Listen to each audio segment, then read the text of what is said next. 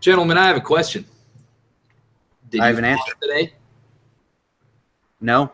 I don't use regular floss, actually. I use those flosser things, you know, the little things. Apparently, you just don't, dude. Shit. Apparently, you just don't care about your health. Apparently I not. don't either, because I'm a fat piece of you know what. Okay. I'm trying not to get demonetized. You know what I'm saying? Now Luke is going to be wondering why there's dental floss on his little desk area.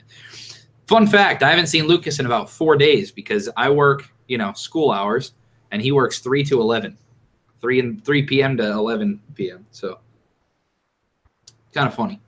Anyway, how has your week been, Garrett? It's been all right. I'm going to a concert tomorrow. It's going to be awesome. Nice. Who are you seeing? Pop Evil. Going to go see some Pop Evil.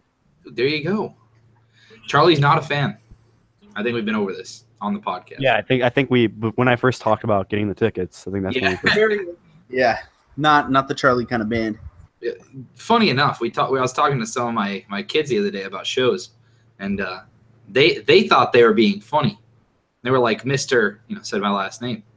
They're like, whoa. What? I know.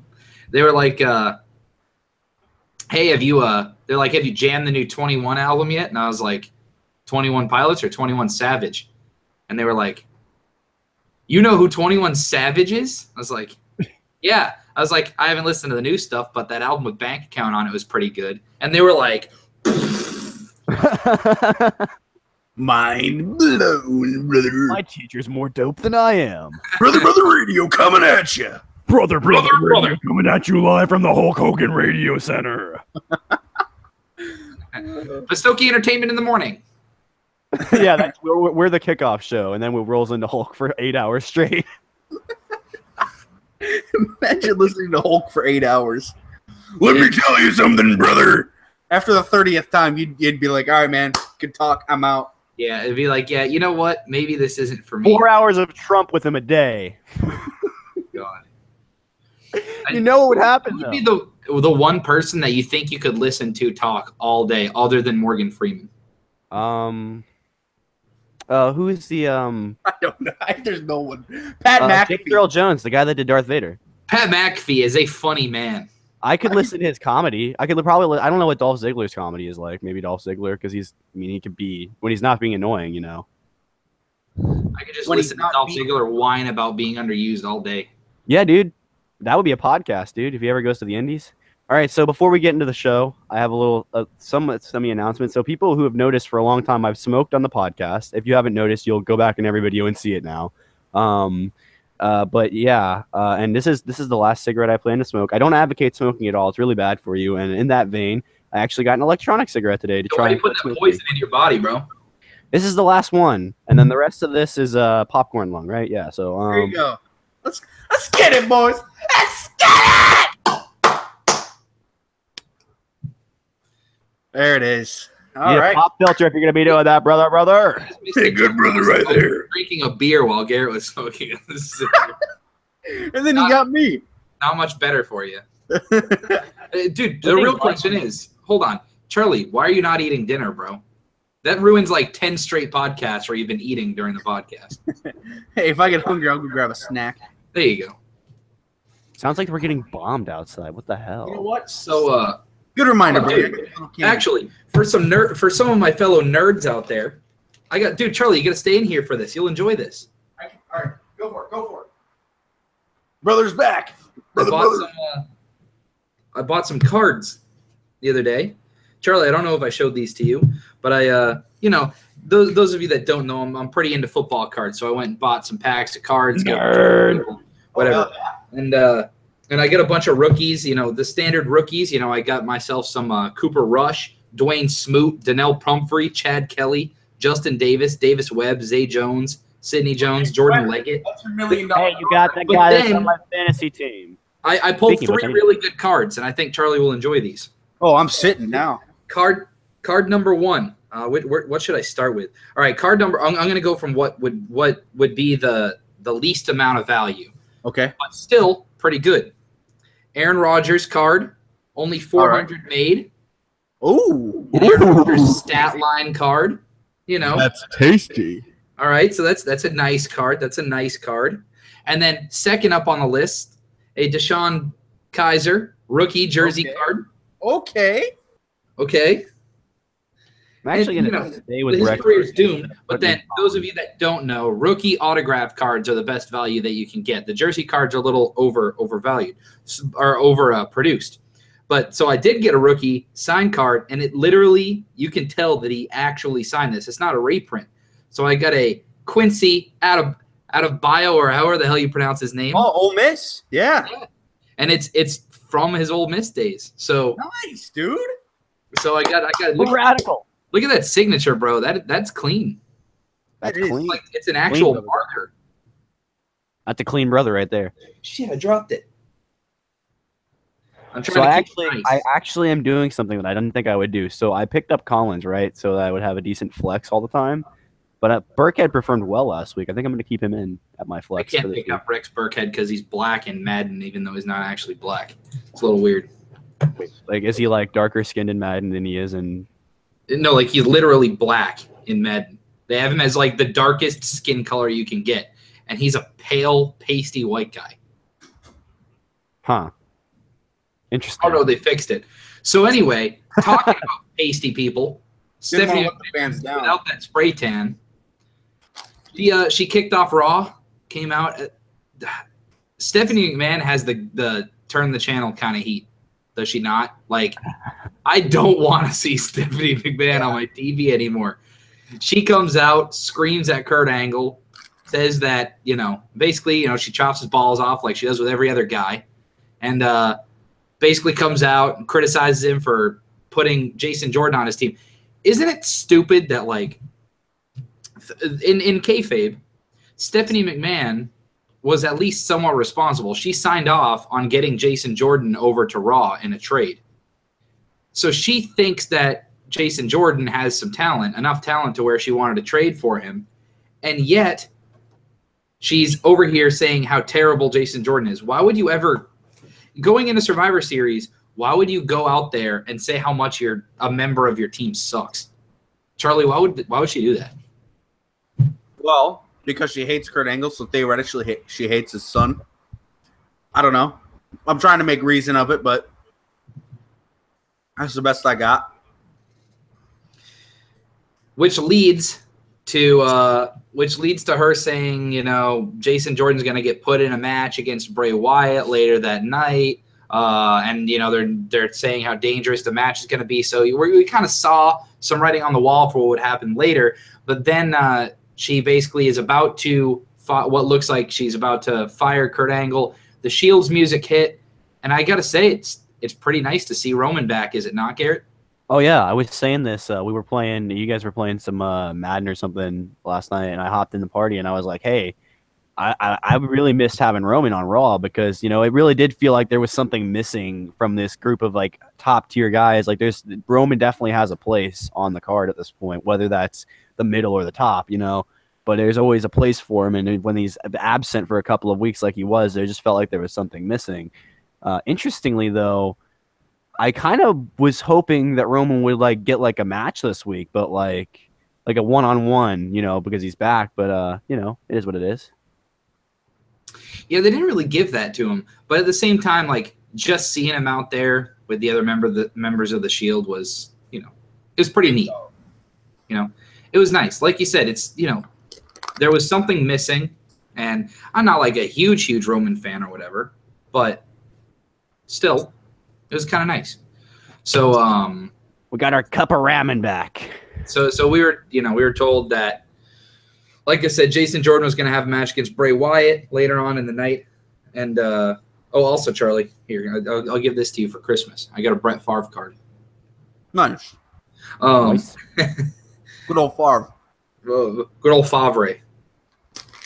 So we were told we were going to get Jason Jordan in a match against Bray Wyatt later in the night. The Shield demanded to have their match with the New Day because of the Under Siege or whatever it was the week before. So, New Day versus the Shield on a scale of 1 to that one. What was the kid's name? The crack kid, the kid that got the basketball kicked in his head or whatever. Yeah. On a scale of 1 to that kid, How stoked are you for that match, Garrett? For the what match? The Shield versus New Day match. Yeah. Yeah. Demonetized. What? Dude, there's no way I'm getting demonetized for a yeah. Now we are. Well, the kid was retarded, so copyright because my impression is so spot on. Hey, you never know. But anyway, Garrett, are you excited for that match? I think it's going to be a really good match. I mean, I thought, like, no matter how this fell in the end, whether it was, you know, the New Day somehow getting the titles and facing the Shield, or the, you know, Sheamus and Cesaro, or if it fell the way that it did, that, you know, we were going to get a match out of both teams no matter what, because they've been building them both up so much. But I think this is like kind of like a dream match. It's like you got two of the biggest factions in WWE going head to head in a six-man tag match. You know, it's going to be. Didn't they tease this like a year ago? The New Day were like, "Oh, we're the most dominant." Oh yeah, they're like, "Oh, we're the most dominant faction in the history of WWE," and then they ran into the Club, right? And then they ran into someone else, and then the Shield. No, yeah. Then Ambrose and the other guys walked up, and they were like, "Yeah, yeah." They were like, "Nah." They were like, "Nah, boys." And that was right when. That was pretty much right after the Club got to WWE, right? So that was the first time that they'd actually teased like Styles and Gallows and Anderson actually being together, which was cool. Oh yeah, that was, and then we got a decent run out of that too, and then it's obviously not dead. They're totally bringing that back at some point, you know. Mm-hmm. Oh yeah, absolutely. So anyway, I thought the opening segment was good, except Stephanie needs to just get the hell off my TV. So. Run the company. We had a triple threat match for the last women's spot on the Raw roster. I got this dead wrong. Did you guys think that Bayley was going to win this match? Actually, you asked me this last week on the podcast, and I said no. I thought they were going to do something weird, like give a little push to Dana or something, but no. Yeah. Nope. It looks like it's just it turned out the way it did. You know, Bayley. Yeah. Hey, it's not bad. It'll make the match that much better. You know, I mean. If it's better than the Women's Survivor Series match last year that we reviewed, then I'll be happy. You know what I mean? That's true. Charlie, were you surprised at seeing? You know, I was hoping it wasn't going to be Bayley, but you know, it's one of those things. She is, in their eyes, their top one out of those three, so it makes the most sense. I mean, come on. The other two participants were Dana Brooke and Mickie James. Exactly. So. Mickie would have made sense with the push, right? I mean, I don't know. Yeah. I don't know. I mean, I'm conflicted with this because for storyline purposes, it would have been cool to see Bayley, like, the Raw women win that match, and they, like, didn't need Bayley's help. So then Bayley ends up, you know, questioning herself to be like, she thought she was this big player when in all reality she's not. You know, that could have led to some really good angles, 6 months, and it didn't really work. So. And last week, you know, they teased it. You know, Sasha made the team and Bayley didn't. Just to have Bayley win this week, it was like, all right. They got to be their top dogs. Yeah, they don't want you to forget about them. Yeah, they did. In their heads, they got to keep her relevant, otherwise people are going to forget about her, which is obviously not true when they featured her in a main storyline of last week, which was who will it be, Sasha or Bayley? But, I like the idea of the Fightful podcast, Sean Ross Sapp. He was like, I was listening to it yesterday. He's like, you know what? It was today. The List in Your Boy. You guys should go check that out if you haven't. But anyway, he was like, you know, if they really want to get Bayley over, they should just have her kick Stephanie McMahon's ass and then get written off TV for 6 months and then come back and watch the pop she gets. Oh, yeah. You're not wrong. Like, have Stephanie McMahon fire her and, like, make it last so long so that people actually, like, wait until people are like, oh, crap. It wasn't a work. You know? That would have been nuts. Enzo Amore and Drew Gulak faced Akira Tozawa and Kalisto, and the story of the match was Kalisto doing his stupid chant, and it was Luch, Luch, Luch, That was about it. Enzo Amore got the win, right? And I don't even remember this. I think he did, but whatever. It was useless. This is building towards Enzo. Is Enzo facing? Who's he facing at the pay-per-view? Is it Callisto? I believe. Kalisto on the Callisto again? God. The only title match on the pay-per-view, and it's on the pre-show. Good point. What is that about? Well, yeah, because don't you know, Garrett? This is the only time Raw superstars and SmackDown superstars compete against each other for in-ring competition, other than the very last pay-per-view when AJ Styles did it. So. I told you back then this was going to ruin that. Is there anything you guys want to add about this match? It was all right. I mean, Enzo. I like seeing Gulak in the spotlight. Here's what I would like to add. That's true. You know what? Gulak deserves it. He's been doing good work. Here's what I would like to add. There you go. There you go. Blowing smoke. That's what this match was. This was the first time in a while where I thought that there was a Miz TV segment that I didn't really care for that much. It wasn't that great. He seemed very tired. It was kind of there. And he was just talking about his stuff with Baron Corbin and blah, blah, blah. And at this point, Baron Corbin had a title match against Sin Cara scheduled for the next night. So they didn't want to push it too much. So, like, Miz kind of held off a little bit because they didn't want to give away that Baron Corbin was going to win for sure. So, I don't know. Yeah, this segment was doomed to fail from the start. I mean, yeah, because of that reason right there. Because they didn't want to reveal, but they also didn't want to, make it seem like the Miz wasn't prepared either way. But, like, I don't know. I think we all knew what was going to happen, So, but I mean, I don't know. It's whether they can really fully question kayfabe at this point. Which that's really what I think AJ coming in at the last minute signified, that kayfabe is really dead, and people really don't care as long as the match is good, And I think that probably scared Vince McMahon quite a bit when that happened, because he thought he knew for years how this worked, True. Yeah, and I mean, with Miz going against Baron Corbin at the pay-per-view, it's tough because Miz is obviously the bigger star. And going based on WWE's normal booking, and we're going to do our predictions probably tomorrow night, but based on normal WWE booking, you'd think that The Miz would be the one going over at the pay-per-view because he's the bigger star. But yet, The Miz is kind of bulletproof right now. Like, Corbin could win, and The Miz could lose, and it wouldn't hurt him at all, and then he could get fed to Baron Corbin for 3 months and lose every match, and he'd still be fine. So that's going to be a hard one to predict. So stay tuned for tomorrow night. And usually we just record the we usually record the predictions, but you guys want to go live tomorrow? Are you free? I don't have anything. I got nothing tomorrow. Just work on the weekend. Dude, let's do it. Work. Well, actually, I'm starting my break, bro. I'm on Thanksgiving break. Actually, no, I applied the concert. No, we'll have to record that probably tonight. I can finally stay up on a Sunday night and watch the entire pay-per-view. Hey, nice. Very true. And it's one that I'm excited about. Yeah, no, we'll have to record Jason Jordan faced Bray Wyatt, in which Jason Jordan, quote-unquote, got hurt.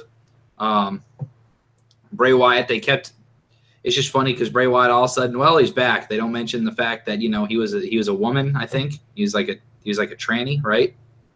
What? And the last time he was on TV, something like that. Oh, yeah. No, I didn't know. Yeah. He's like in a wig. Last time we were talking about him, and then all of a sudden that was Bray Wyatt questioning whether he should be Sister Abigail or not. Right. So all of a sudden he's back, and he's the sinister Bray Wyatt. They said that about 60,000 times, and he ended up hurting Jason Jordan, leading to Jason going backstage and Kurt Angle kind of questioning, like, I don't know if you should compete and stuff like that, especially after Stephanie McMahon came out, she has me by the balls with this decision, stuff like that. So I personally, actually, you know what?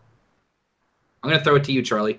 What do you think about Jason Jordan on this show overall? How do you think he did? Oh, like, when it comes to him When it comes to him portraying his character the way it should. Dude, I'll be honest. When I was watching this, I was watching it with our friend Rick. And, dude, we're kind of like, this is the best I've ever seen of him. He wasn't out there smiling like a goof. You actually saw him, like, kind of become this character. And I don't know. I thought it was I by the end of it, I was like, man, I actually hope they keep him. And then, 50-year-old man comes in. It's better than throwing lettuce, am I right, Garrett? I mean, yes. But up until that point, that was the best thing he'd done. So, Exactly. That's why I think this was the biggest night. His performance, I think that show backstage too. I kind of I did not expect Jason Jordan to be the overriding theme of the whole show. I did not expect him to be the focal point of the show, but that's how it played out. And it worked, I feel like. For the purposes of the episode of Raw, I would say it worked for what it needed to do.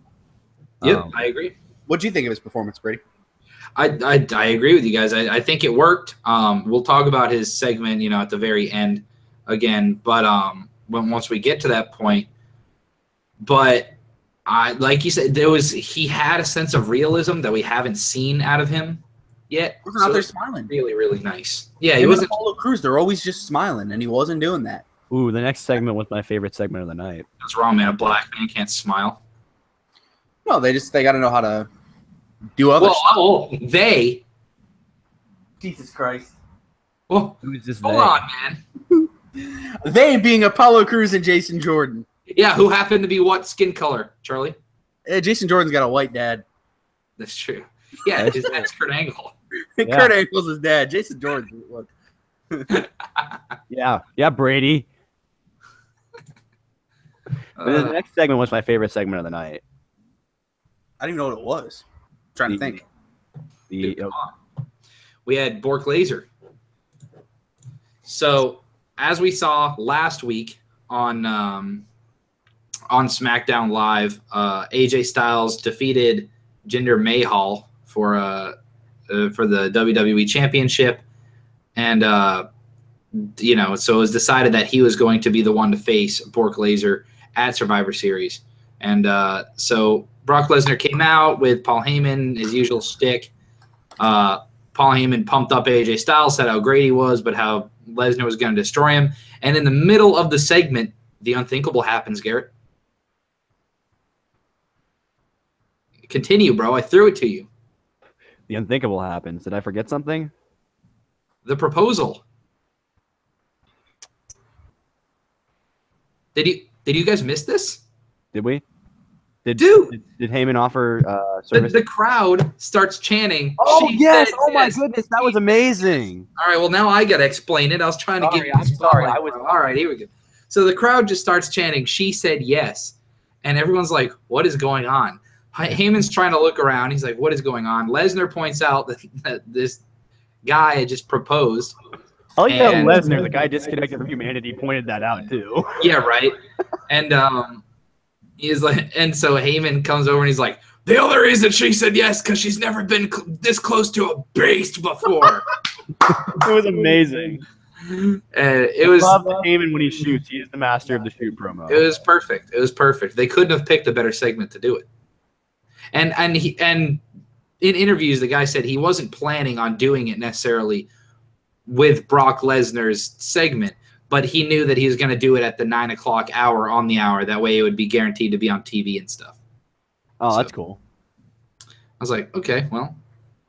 That was great. I completely forgot about that. Everything else on the show just kind of blurted it out in my head. Oof.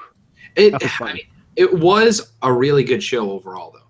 So, I mean, some things are going to get lost, in translation. So anyway, Charlie, what do you think of first of all, what do you think about the match? Lesnar versus Styles. Billion times better than Lesnar versus Mahal. Yeah, bro, prove it. India. Yeah, they cut a show. Yeah, that was crazy that they cut one of their live events they were going to do there. They cut an India show. That's all they've been planning for the past 8 months is this trip to India. And their only hope right now of a sell is they have to bring Triple H to do matches. And he's already been filling in for Kevin Owens. Triple H, I think they said he wrestled for 5 straight days on that last tour, on the UK tour, because of Owens and Zayn. Oh my goodness. What I didn't understand about that is that, and then we'll get into this later when we talk about SmackDown, but they were on the show. You know, that's just another reason why I like Triple H so much, man. That guy steps up and does it. Which means he didn't have to do that. They could have just had some jobber step in, you know what I mean, or something. Like, Man, agreed. I mean, and that's why people had so much respect for Vince McMahon back in the day. Because if he wanted an angle, and sometimes he'd be like, you know what, I'm the best guy for the job. I'm just gonna go out there and do it. And he did it, and he sold, and was great. Whereas like Stephanie McMahon, definitely not. Yeah, no, but and Vince McMahon could always cut a promo. You know what I mean? Oh yeah. I mean, a mad promo. Like the promo he cut on Kevin Owens of where Kevin Owens beat him up was pretty vicious. You know, like Vince McMahon's a beast, bro. Yeah. And Triple H is right there. And Triple H, I mean, he still looks pretty good, man. You can tell he's using that beard stuff though to make his beard colorful again. Because remember the last time we saw him, he had a gray beard. Oh yeah, what's that? No, it's the Just for Men stuff. Is that what it is? Okay, I was like, it's something for men, something. Yeah, Just for Men. It's the beard and like hair stuff. Yeah. But anyway, the Shield faced the Miz and the Bar, which they were supposed to do on the last pay-per-view until Roman got AIDS or something, and whatever, dude. Laryngitis. What was it? I'm not even cutting stuff at this point. I'm just leaving it as it is. I'm just gonna put the intro on. We're not getting demonetized for saying AIDS. There's no way. I mean, I guess we could. I mean, someone might. You're not allowed to talk about AIDS? Since when can we not talk about AIDS? I don't think that's gonna get us demonetized. I think that might just get someone might be like, "Oh, don't make fun of my," like, because have you seen the stuff about the OCD with the obsessive Christmas disorder shirt or sweater or whatever it is? I mean, and I get that why people will get offended about their illness being used for whatever, but I don't understand why it's always made into such a big deal.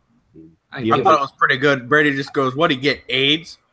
Yeah, that was the way to do it, not like putting it on like a shirt and selling it. You know what I mean? Like, whatever, bro. Since I'm not only straight edge but also a virgin, it's impossible for me to have AIDS. So, All right. Well, that confirms two things. He'll beat the Miz in the Bar. Kurt Angle replaces as I'm drinking a beer, claiming to be straight edge. It's a non-alcoholic Kurt Angle beer. Comes out and says, due to Jason Jordan's injury, he's not sure if he's able to participate. And then Jason Jordan comes out and he's like, "No, I can wrestle. I'm good. I'm good to go." And then Stephanie McMahon's music hits. She's like, "If you're not gonna do it, I'm gonna do it. The replacement of Jason Jordan is Triple H."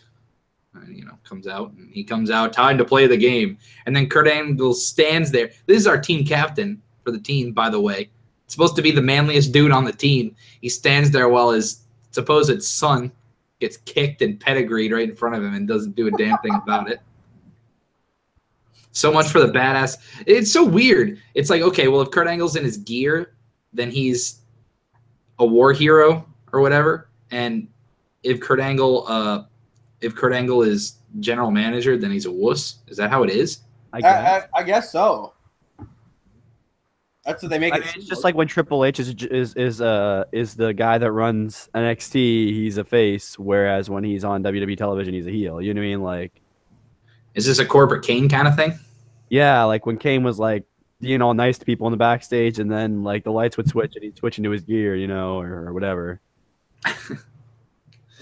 Yeah, it's weird. So what do you think about Triple H subbing in for Jason Jordan? Was this a necessity, Charlie, or do you think this was just for like ratings purposes? You think they said, you know what, let's pull another audible? It worked out last pay-per-view. Yeah, I guess I don't know, man. It's one of those things where it doesn't really make sense, but I mean, they're trying to put their best people in. I find it funny. The youngest person in this match is Randy Orton now. Finn Balor. What about Finn Balor? Nope.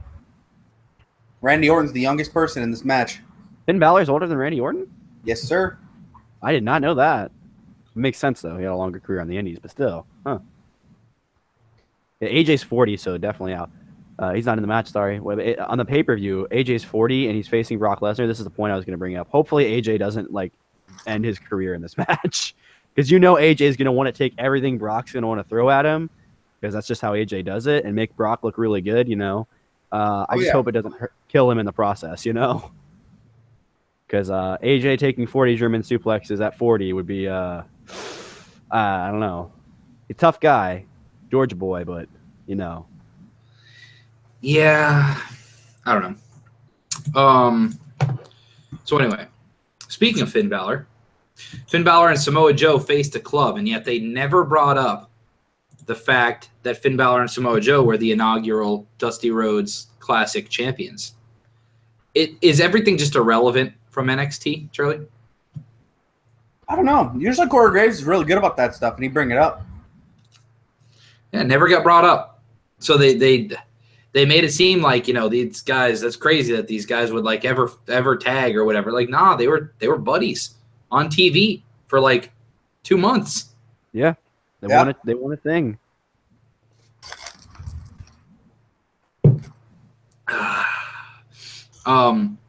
So they get the win, obviously.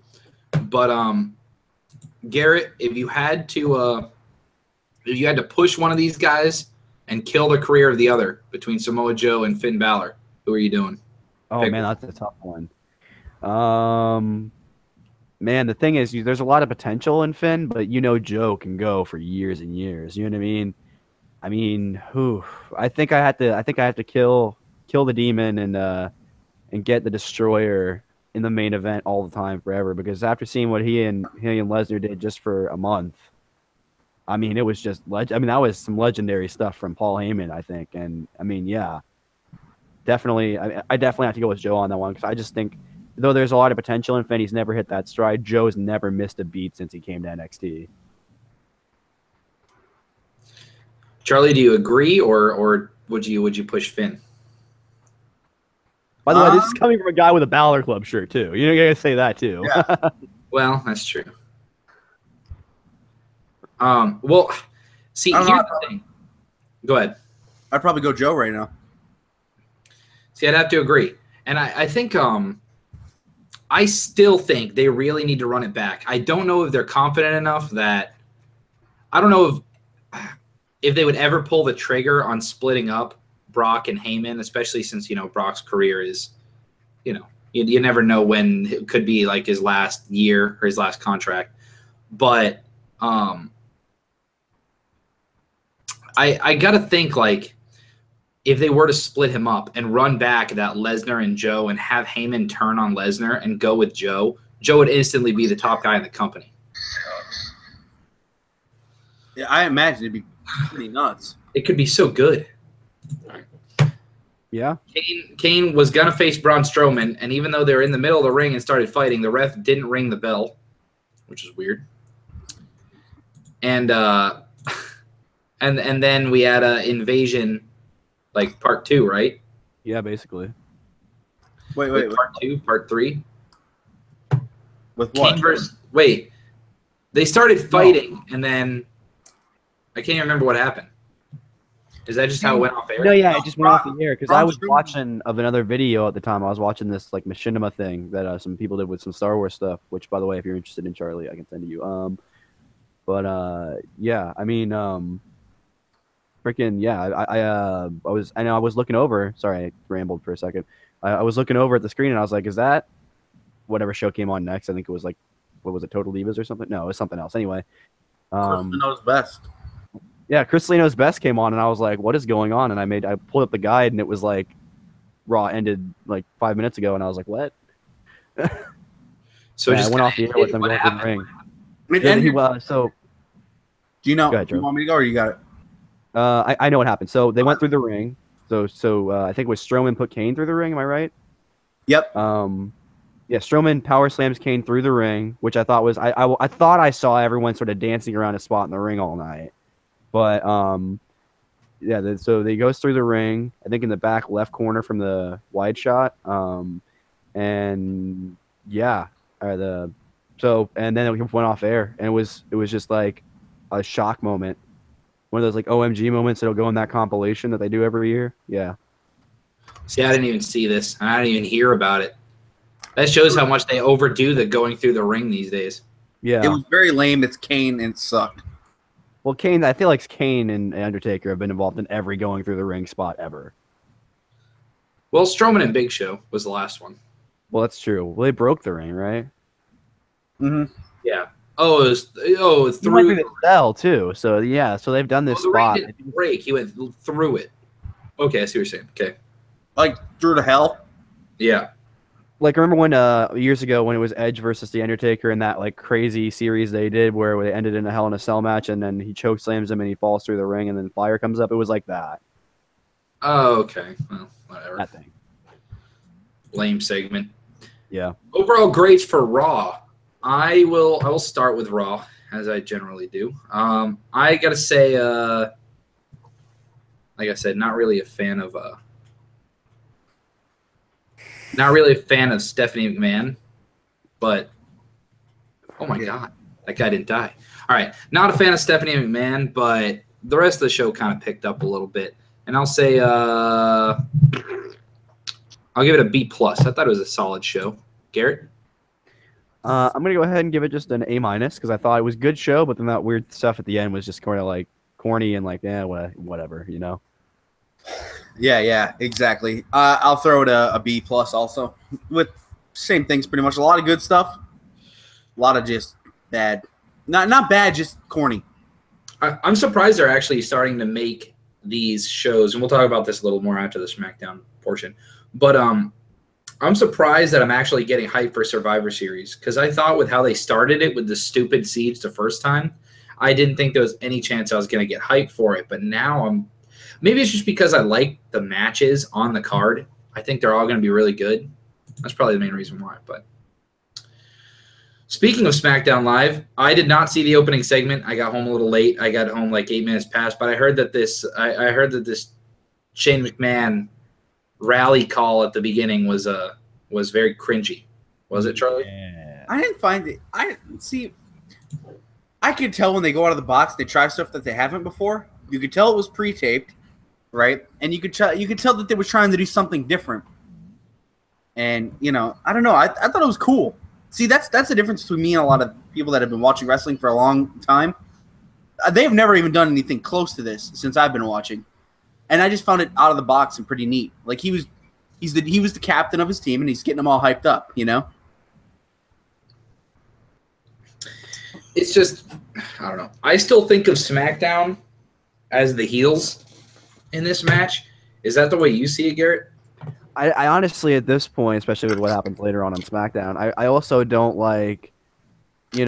see anyone as anything in this. I think it is really just about brand supremacy. I think they are sold on this whole Raw versus SmackDown thing only being a Survivor Series thing, and they're going to do that again next year because they did it last year, and so they're doing it again. And is that a bad thing? I mean, the main event of this pay-per-view last year was Randy Orton versus Brock Lesnar, and we all know what happened during that. So you got something mixed up. Randy Orton and Bray Wyatt won it for the Survivor Series team. Yeah. Last year it was Roman against Wyatt and Orton, and we thought Roman was going to come back and beat them both, and Wyatt pinned him. Oh, you're right. Sorry, that was the year before. Man, have we really been doing this that long? Oof. But wait, I swear that was Survivor Series happened with Randy when Brock came back. SummerSlam? Was that SummerSlam? Yep. It seemed like a Survivor Series pay-per-view. Last year they had three team matches, right? You had Brian Kendrick versus Kalisto. And then they put the U.S. No, did they? I don't know. I don't remember. But yeah, it ended because that's when they started the Bray Wyatt and Randy Orton push. Because those guys pinned the last two people on Raw. Yeah, you're right. And then they went on to win the tag team, and then both world champions. You're right. It was SummerSlam when that Randy Brock stuff went down because this is when they first started pushing Brock heavily before they got into the Goldberg stuff. You're right. Yep. Oh man, this is so much has happened that was just weird. Dude, and wrestling moves quick. It's like the music industry, bro. How long ago did that Goldberg stuff feel like? It felt like it was a while ago. Oh, duh! That was the main event last year, guys. Ago. It was main event last year was Goldberg's return. Yeah. That's right. I knew there was a Brock match on this card. Yeah, that was the famous. Everyone was like, "Oh, well, this is going to be the one-off." Everyone thought Goldberg was just there for the one match, and that Brock could probably beat him, but Goldberg we'd hopefully get a good match. It was like, "Oh, we'll run it back because their Survivor Series or their WrestleMania match years ago was terrible." Like, "Oh, we'll run it back and hopefully this one will be good." And then Goldberg wins in 20 seconds, and people freak out. Yep. Freak out. Also on the pay-per-view, Kane beat Luke Harper in the pre-show, and I hated everything about Kane. Yeah. Not very good. Daniel Bryan came out to pump up. I thought it was really funny. Yeah. So once again, even though Daniel Bryan's a really likable guy, I'm starting to see SmackDown heel tendencies, and maybe that's the way they're pushing it. Because if you look at it from a logical standpoint, AJ Styles never said one good word about Jinder Mahal. He never pumped up Jinder Mahal at all. And yet, as soon as AJ Styles wins the title, Daniel Bryan comes out there, says that he wants to be the advocate for AJ Styles, pumps up how much AJ Styles is going to beat up on Brock and outlast him and stuff like this. And he's like, yeah, here on SmackDown, we want to treat our champions even better than Raw. Well, he hasn't treated Jinder Mahal that good since he's been the champion for the past 8 months. So I think that the whole Daniel Bryan picks favorites thing, like Kevin Owens and Sami Zayn make a lot of good points in kayfabe. Well, you're talking about too, and it's known too well that these guys have known each other for I don't know, probably 15 years or something, from the Ring of Honor days and stuff. So, so I could see that, but if you didn't know that, it would seem like that. Yeah, I could see what you're saying. But if you didn't know the history they already had, I don't know. Charlie, what do you think? I thought there's certain angles that they like to do sometimes where everyone here's my guess. Everyone who thinks AJ Styles is great, or if they don't know too much about him yet, they probably know that Daniel Bryan was great at one point. And so when he's putting him over like that, and I'm sure it was just fun for them too. It's just kind of a thing. Get Daniel Bryan and AJ Styles out there for a little bit and go do what you got to do. I thought it was cool. Oh, yeah. I definitely thought Daniel Bryan did a good job of starting it. And it was kind of interesting because, like I said, I got home and I flipped it on, and it was 8:08 or something like that. And I was like, oh, cool. I haven't missed the opening segment because, I see Daniel Bryan and AJ Styles standing there in the middle of the ring. I was like, oh, good, this is the opening segment. I didn't even know that Shane McMahon's thing was before this. So I was like, oh, good opening segment. And then I saw tweets from people saying wow, what a crappy opening segment. And I was like, I thought it was good, but I didn't realize they were talking about the Shane thing that people didn't like. So yeah. Interesting. So there was a United States title match between Baron Corbin and Sin Cara. Charlie, would your TV be standing if Sin Cara would have won that match? I gotta be honest, man. I didn't put it past him. I really didn't.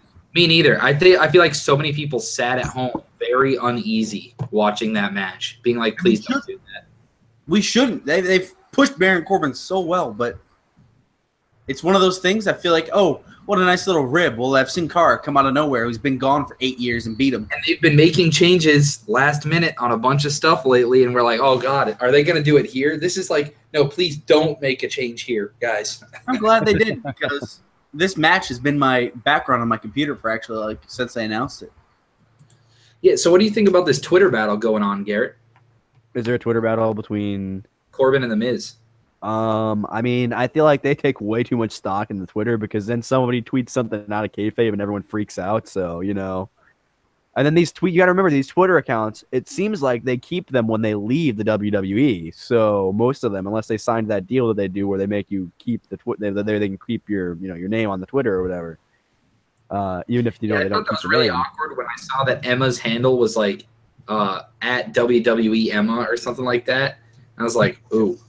Yeah, that sucks. Yeah, she still has it. Dashwood. Yeah.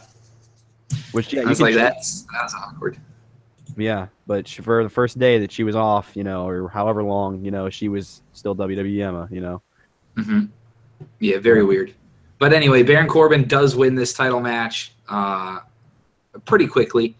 Thank God. Sin Cara, by the way, is like he's 40 years old, isn't he? He's definitely not a spry young man. So Is it the same guy that it was like 9 months ago? Check. Like, yeah, same guy. okay, because I know they switch out who it is sometimes. The only problem I have with guys since they did the Sin Cara versus Sin Cara. yeah, ever since then they've been dropping who it is. Like I think there's been like 5 different Sin Caras at this point or something. It's ridiculous. Like I need to go back and watch that match again. That is a hilarious match to watch. yeah. But like yeah, Sin Bacha botched again. But it's okay because Corbin caught him. It was like springboard or something. He just landed weirdly. It was fine though.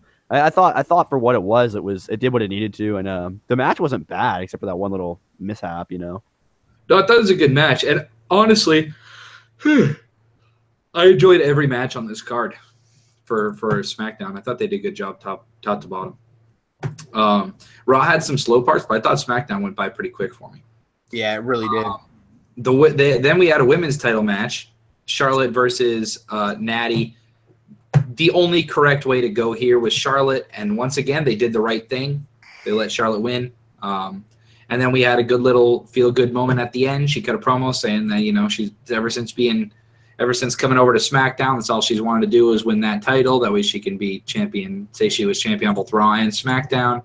And then she was like, you know, my dad's at home, you know, this one was for him. And then as she's walking up the ramp, Ric Flair's music hits. They embrace, as in hug. It'd be a little weird if it was something more. I feel like she didn't know, obviously, right? Like, I think she did. you think so? I feel like if she did, she looked a little shocked, but then again, maybe she was just acting. I don't know. I don't know.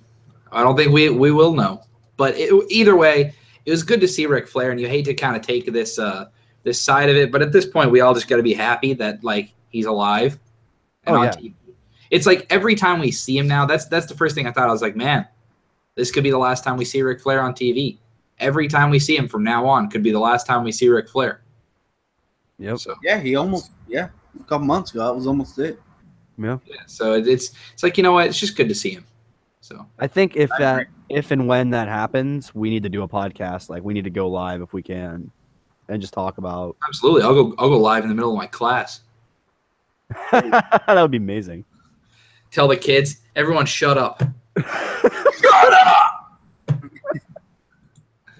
I just stick my phone on top of the piano. All right, guys, coming to you from Brother Radio. It's Brother Brady and Brady and Garrett in the morning. In the morning, brother. all right, and today going to you live. So we're gonna have Charlotte versus Alexa Bliss, which is the match we've all wanted, right? Oh yes, 10 out of 10. Mm-hmm. Might have to never mind. What were those hand movements there? What? Tyler Dillinger, 10. Oh, okay. Hey, Kenny. Jimmy Uso faced Chad Gable. I'll be honest, I stopped watching after the women's match. I was too tired. I went to bed. So you guys break it down. I didn't really. Yeah, this match was. It was a match. It happened. I was so tired. I'm going to bed. There was a loser and a winner. There was a pinfall. Yeah, who won and who lost? Submission. I believe. Oh, it was a submission. Sorry. No, I'm kidding. I don't know. I have no idea. A loser and a winner and a pinfall, and I said and a submission. I'm assuming Jimmy Uso won because they're supposed to be representing their brand. Yeah, I would assume so. Yeah, he pins or submits or whatever. Chad Gable. I think there was some shenanigans involved. Now. I'm fairly certain there was some shenanigans involved though. Yeah. I like, by the way, still Chad Gable and Shelton Benjamin being the heels. It's just great because I look at Chad Gable and when he's doing the heel looks, I buy it. You know what I mean? Same for Shelton Benjamin, which is why he was always a heel before. You know, after he came in and they realized he was never going to be a face.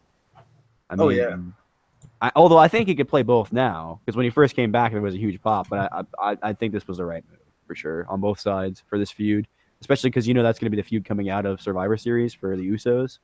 So. Yeah, this is all around. I thought this actually helped. I don't remember the match exactly. I do believe though that Jimmy Uso did win. Yeah.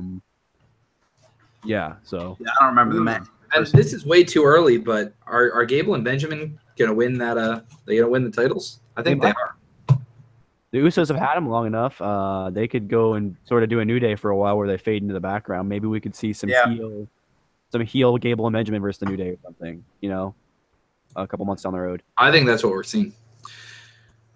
Speaking of the New Day, we're facing Kevin Owens and Sami Zayn, right?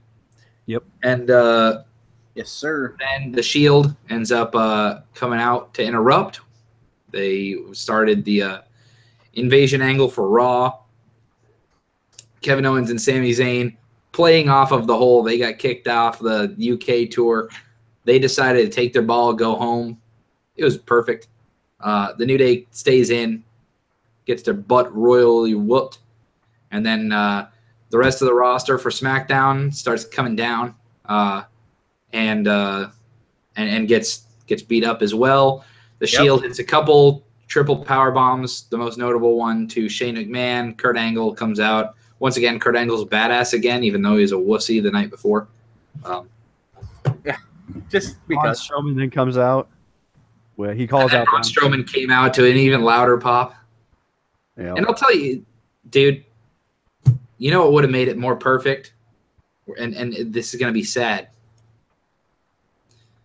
But imagine Braun Strowman's music had, hit, and they're just tearing up SmackDown locker room. And just as all hope seemed to be lost, out comes James Ellsworth to avenge. Coming after Strowman. I wish they would have done that. That would have been amazing. His last hurrah. That would have been the best way to write James Ellsworth off. Just have Strowman kill him. James Ellsworth has been released by the WWE. Not shocking considering he's been getting destroyed by women for the past 3 weeks on live events and on TV last week.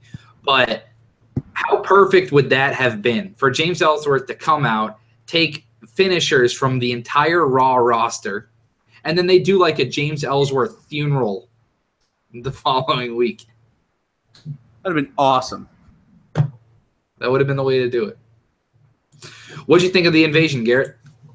Long overdue. This should have been like the second week after it happened on Raw, but I guess they wanted to save it and make it a shock moment. And it did get me. I was like, oh my goodness, it's the Shield. I thought it was just going to be the Shield, and then everything went down, and then Braun Strowman, and it was just crazy. Charlie? I agreed. I thought it was awesome, man. This was a good show. And that angle at the end, them beating the hell out of everyone, I'm a sucker for that. So, yeah, like I said, I was hyped. I was really enjoying it, but I was just falling asleep. I've just been really tired lately. But hopefully I'll get some sleep over this break. So the last thing I want to talk about. So let's we're gonna end. I'm gonna run down the NXT card and Survivor Series card. Just let's gauge our hype levels really quick. So NXT TakeOver War Games is coming up. Your 5 matches on this card are Cassius Ohno versus Lars Sullivan. Jesus Christ. Aleister Black versus Velveteen Dream. Drew McIntyre versus Andrade Almas for the title. Ember Moon versus Kairi Sane versus Nikki Cross versus Peyton Royce. Fatal 4-way match for the women's title. And Authors of Pain and Roddy Strong versus Sanity versus the Undisputed Era in a War Games match. Bringing it back. Keep in mind, this is WWE's spin on War Games. They haven't even officially said exactly how it's going to happen, so that kind of puts a little bit of intrigue on it. Which of these 5... wait a minute. I just watched the one where Regal talked about it. Two rings, 1 cage. I think is what it's going to be. Right. But they still haven't ironed out where people are going to start. Yeah, I have no idea. Triple H had a conference call today about it, which we still haven't gone back and watched. But okay, so they're probably 5. What are you most hyped for, Garrett? Out of a 5? Out of the 5 matches. Oh, out of the 5. Sorry. Stealing the show. I mean, if the War Games match doesn't, it'd be kind of disappointing, right? But I mean, I feel like that women's match has the potential too, because you got some big hitters in there. So I think I'll go with the women's match on this one, because the title has been vacant for a while, so. Because you've got the 2 mainstays, Nikki Cross, Ember Moon. You know exactly what they're going to bring to the table. Mm-hmm. And then you've got Kairi Sane, newcomer, but she just won the big tournament, and Peyton Royce, who's been improving. That is intriguing as all hell. Charlie, what match is exciting you? What's rustling your jimmies? Andrade. The man, the myth, the legend, Andrade Cien Almas. That's going to be a good match. It is going to be a good match. Talk about a guy, dude. Remember the match that they had when he came in? Oh, my goodness. This is going to be a good match. The man's literally had a 180 in NXT. He was not looking good. Everyone was like, oh, man, he's been talking to El Patron. He's going to leave. He's going to leave. Now, he stepped up all his matches. After months of hard work, they're like, all right, you know what? We got a spot. Let's throw him in the title. I hope he wins it, dude. And I got to say, man, I'm a fan of the big meat matches. I think Lars Sullivan and Cassius Ohno is going to be one of Lars last. I didn't know how I felt about his matches. That's going to be one of my favorite matches of the entire year. I already know it. I just don't. How good is Lars in the ring? I mean, oh, dude, he's fun, dude. He's very. The last match I saw with him, granted, was the one where he was just squashing people. So okay, yeah, no, dude. Yeah. He opens pretty much every NXT taping, or he's really close to the beginning. He's like, I feel like Charlie and I saw him in like 3 dark matches before he was even on TV, and he just come out and kill people. And he had a match against Danny. Is it Danny Burch? Yeah, Oney Lorcan and Danny Burch. He's had different matches against. Yeah, that Burch match, it made me hurt. Like, oh, it was so good. That was something else. Okay, Survivor Series. So we're all 3 hyped for different ones, but I do agree with you guys. I think it's going to be, and the 3 that we said are not even the War Games match itself. And then we have the Survivor Series card.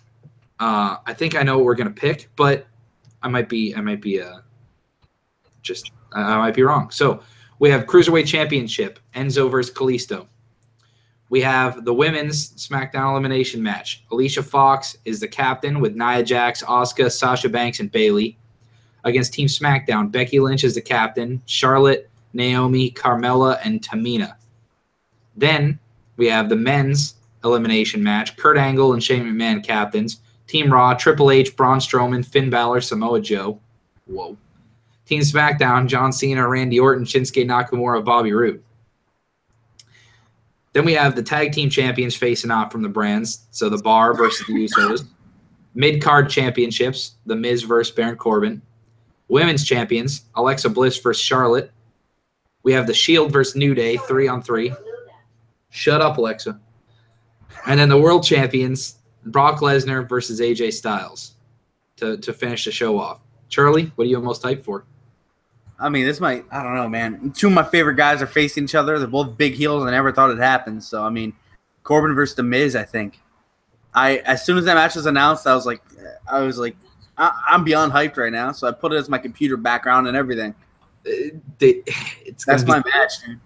It's going to be good, Garrett. I am personally really hyped for the Bar versus the Usos match. I think it's going to be, like, amazing, especially with what the Usos and the New Day were able to do. I think with the rough and tough style and strong style of Cesaro, and I feel like that's kind of what the Usos have been adopting, is sort of like a rougher, tougher style to go with their new gimmick, and I feel like this is just going to be a titanic clash. I feel like the Usos, now that they're fine, this will be their first big match as actual faces, and they're going to pull out all the high-flying moves they used to, and it's going to be awesome. You know what? Hell, the Usos might do a throwback and come out in some kind of paint. Maybe not the same paint they did, but maybe like black face paint. Do a little bit of a throwback. Yeah. And, I mean, both world champion matches, so Lesnar, Styles, and Bliss, Charlotte are going to be amazing. But, man, Brock Lesnar versus AJ Styles will be a match of the year candidate. Oh, yeah. It's nothing wrong with that match. It's going to be amazing. Unless something stupid happens and goddamn Kane's music hits and he comes out and chokeslams Lesnar or something. Hey, man, it might happen. But I'm hyped. I'm hyped for this weekend, more hyped than I've been for a pay-per-view since, like, Mania, to be honest. Which means I'm probably going to hate the show because every time I'm hyped for a show, it underdelivers. And every time I don't care, I end up liking the pay-per-view. So it happened. Yeah. Actually, Nah, the last pay-per-view that you and Rick came over for, I was kind of hyped for that one. TLC last year as well, way over-delivered when we thought it was going to be nothing. So, yep. But I think it's going to be good. This is a nice long podcast. I don't even know how long it's going. Oh, no. We're like right on. Sir. Dude, right on. Hell yeah. For some reason, I thought it was going longer, but it's good. So keep an eye out for tomorrow for our predictions podcast for this weekend. I'm really hyped. Guys, tweet at me at Visokii tweets. Tweet at me. Be like, yo, I'm most hyped for this. Your opinion is wrong because of this. Screw you for talking about AIDS. Things like that. So make sure you guys like and subscribe. Click the little bell so you know when we go live. Me, Garrett, Charlie. We'll see you later. Good Peace. brothers are out.